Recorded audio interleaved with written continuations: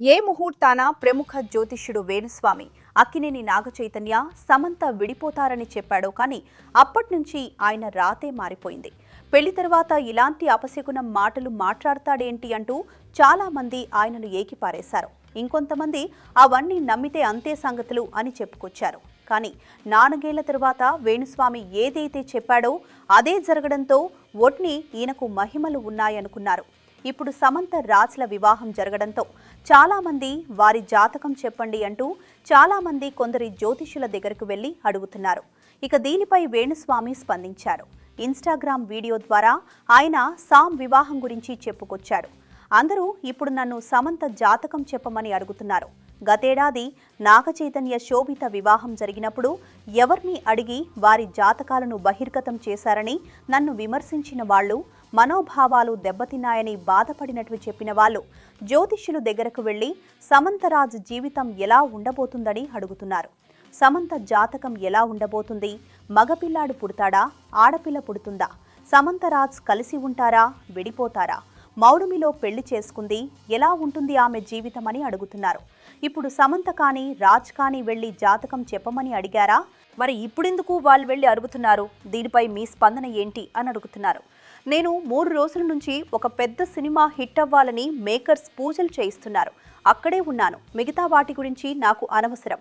నా పనులు నేను చేసుకుంటూ వెళ్ళిపోతున్నాను. వెంకటేశ్వర స్వామివారు చిన్న మస్తాదేవి అమ్మవారిని నమ్ముకొని నేను ముందుకు కొనసాగుతున్నారు అంటూ చెప్పుకొచ్చారు. ఉదయం నుండి చాలా మంది సన్నిహితులు ఫోన్ చేస్తూ ఉన్నారు. స్వామి, నిన్న సమంత వివాహం జరిగింది.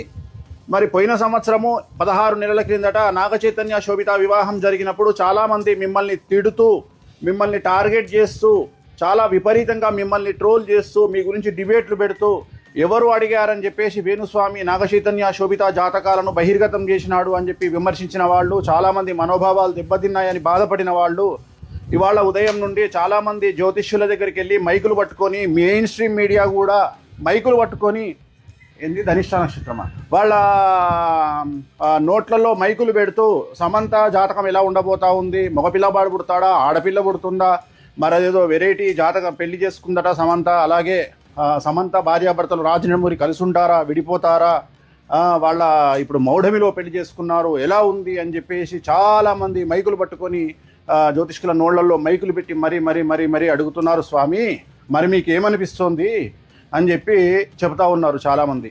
సో చాలామంది అడిగినప్పుడు జ్యోతిష్కులు ఏం చేస్తారు? అడిగారు కాబట్టి చెప్తారు. అంటే వాళ్ళు ఏం క్వశ్చన్ అడుగుతున్నారు నన్ను అంటే, మరి ఇప్పుడు సమంత అడిగిందా, రాజనమూరి అడిగాడా, మరి వీళ్ళు ఎందుకు వెళ్ళి మైకులు పెట్టి జ్యోతిష్కుల దగ్గరికి వెళ్ళి జాతకాలు చెప్పమని అడుగుతున్నారు? స్వామి, మీరేమైనా దీని మీద స్పందిస్తారా అని పొద్దున్న నుండి ఫోన్లు చేస్తూ ఉన్నారు.